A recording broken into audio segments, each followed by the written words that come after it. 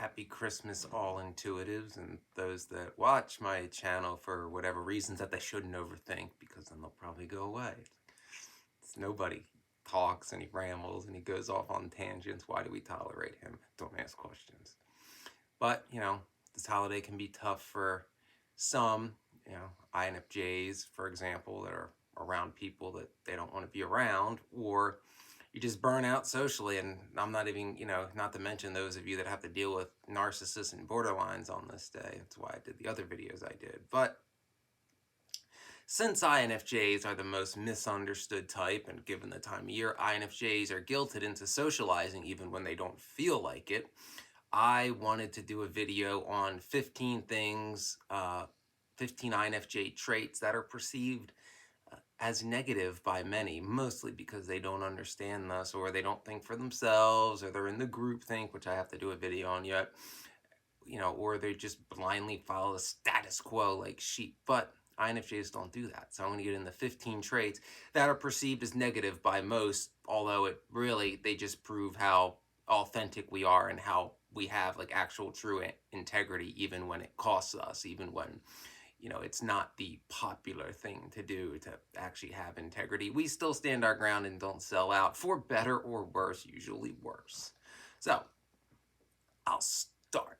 Number one, we isolate ourselves and are selectively avoidant. So an INFJ, when we're not when we're in a bad mood and we don't want to bring other people down, we'll isolate ourselves, because you can't guilt us into, oh, I'm down, or bring it down. It's like, I was hiding in the corner. You sought me out. What was I supposed to do? Like, I went alone. I went to be alone, and you wouldn't let me be alone.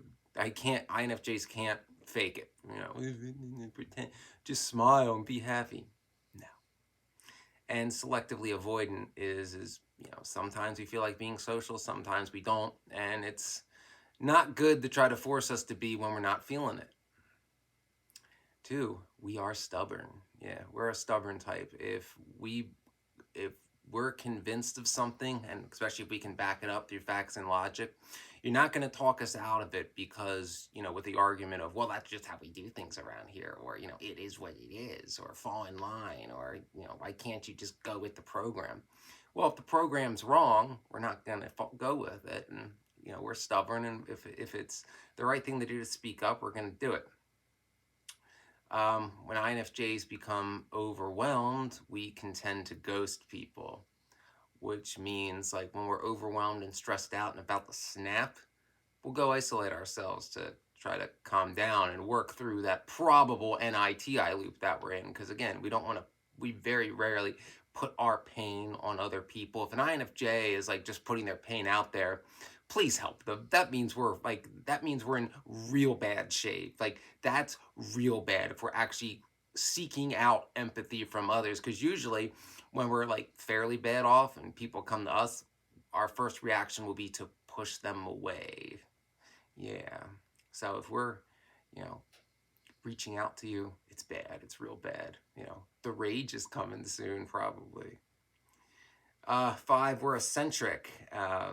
Too future-oriented and idealistic. Yes, we are very eccentric, very authentic. And no, it's not an act. This is who we are. And we're often made fun of for that. But we learn to not care. And yes, we are always looking towards the future at our long-term goals, big picture, not the little details. And we're looking to our future of what it could be, no matter how improbable, because the impossible just takes longer for an INFJ. So we're always striving for that idealistic future, and there's no convincing us that it's not possible if it technically is possible, because we're too stubborn to be talked out of it, because we don't like to settle, we don't like to compromise, we don't care how bad the odds are. Never tell us the odds, because we don't care. Number 6, we're perfectionists. Yes, it's a crippling trait. We strive for perfection in most everything and are disappointed when we don't live up to our own standards. So we can be overly critical on ourselves because of that.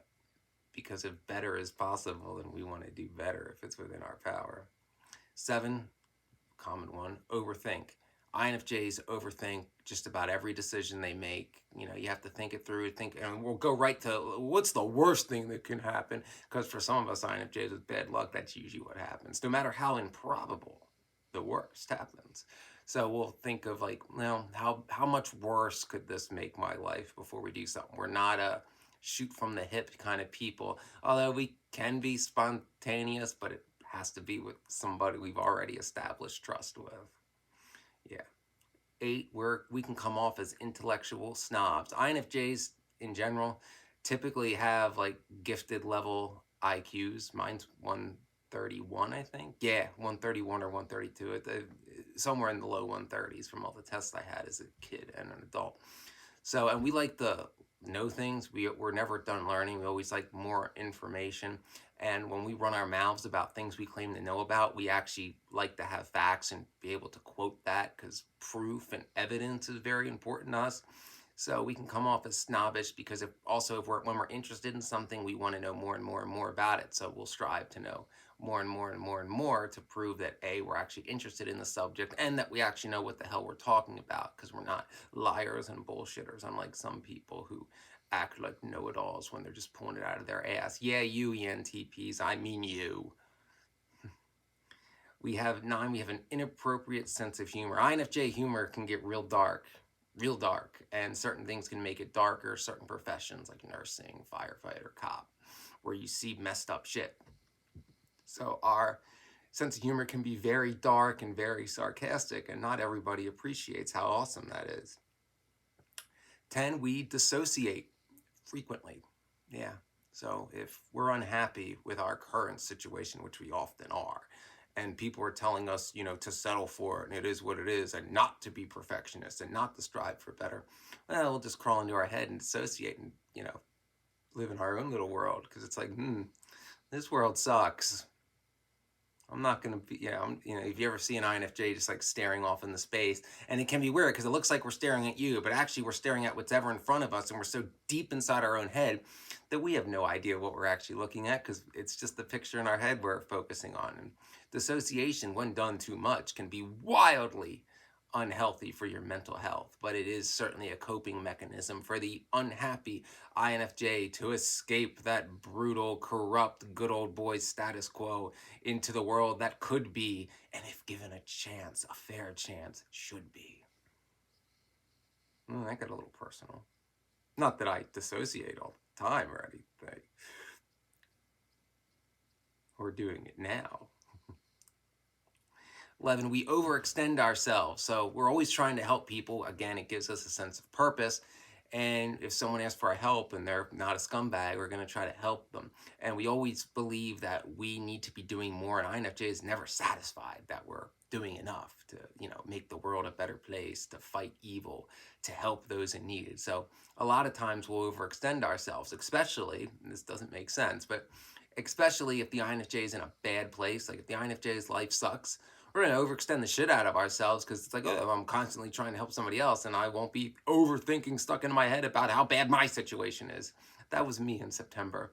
People galore were asking me for spells, and I was doing them. Like, I was up every night doing spells for people because my life sucked at the moment. And the last thing I wanted to think about was how bad my life sucked at the moment, mostly because it changed in an instant, and I, despite my NITI loop and trying to think my way out of it, I couldn't figure out why, it all went to shit in like a day without me doing anything, and nobody else could figure it out. So that was haunting me and torturing me. So I tried to do as much as I could for other people and help them through bad situations, so I didn't have to think about mine, because mine was a rigged situation as usual for me, especially in this area. It's like, oh, I was never getting a fair shot anyway. This was all set up to fuck with me, huh? And I didn't see it coming. Now I'm mad at myself, because after 15 years of that shit, I should have seen it. But, didn't expect that from somebody who wasn't from this area. I will admit that. That was a first, to get played like that by an outsider of the cult. 12, INFJs are contradictory.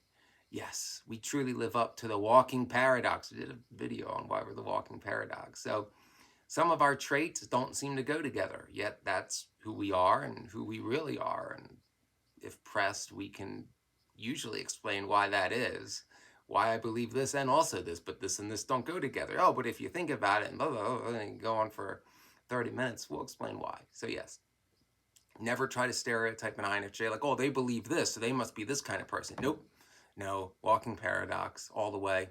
You know, an INFJ, for example, can be the most liberal, pro-feminist guy out there, but also be demisexual. Just an example. And also a witch. Yeah, so like a pro all that, but he himself is demisexual because that's just how his brain's wired. You know, ex-model who never had a one-night stand. That kind of contradictory. Not that I know an INFJ, all that's true. 13, this is my favorite. Disregard for social norms. Yes, we are extremely authentic and we don't give a fuck about what the status quo is. We're going to do what's right, what we want to do, what we're interested in, be who we want to be, and we don't care who says what because it's not their decision. We are all about that free will and all about being our true authentic selves, and we don't care what the tradition or the social norm is. And man, my succubus is really grabbing my arm right now. I keep feeling her. Sorry. It's okay, succubus. Yeah. All right. 14.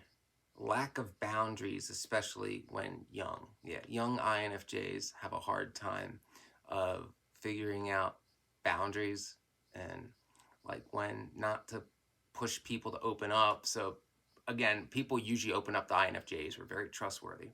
But young INFJs don't know when somebody's like just slightly reaching out for help, but not ready to like let the full story out. So given our intuition, we can put pieces of the puzzle together and we'll realize like, wow, this person's in a real bad way. They don't, you know, they can't like flat out say it, but they're starting to say it. So I can put the puzzle together. So now I got to push them to open up to get them out of the situation because they came to me and I help people and I have integrity and I know they're in a bad situation and my integrity and conscience and honor can't let me sit by and let this person continue to be hurt when I know what's going on. Even if they're not ready to say it and no one else is ready to say it, it's got to stop. That kind of thing. Yeah, that made sense. It did. Just, you know, I just said it kind of fast. And let's see, 15. Ah, bloody hell. Come on. We will forget about your existence if you repeatedly screw us over. In other words, if you betray an INFJ and stab us in the back, continuously lie to us, we'll just door slam you and it'll be like you don't exist. Because INFJs are upfront about who we are and what we're about. And if you disregard that enough, if you play us like fools, there won't be a second time because, oh, you're fake and a liar. So you don't exist to me anymore, kind of thing. Yeah. Regardless of who you are, how important you think you are. INFJs like people to be their authentic selves. We are very understanding about people's past and people's mistakes, but lying to us and pretending to be something that they are not, or, you know, double crossing us or stabbing us in the back, especially after pushing us to open up and trust you. Yeah, that's you're dead to me kind of thing. So, I hope that was enlightening for everybody. I'm sure all INFJs can relate to that. And for those of you that aren't INFJs, it's stuff you got to be aware of that's often misunderstood, like we are all the time. So, you know, if this helped, I'm glad. If it did, please, you know, you can tip me through Venmo or Cash App or the super thanks button, and that would be awesome, you know, because money's a necessity in life. Remember, INFJs, trust your intuition about being your true self because it's always right to do that. And, you know, remember, your integrity is who you are and you shouldn't sell it out for anybody. Please like and subscribe and watch the older videos.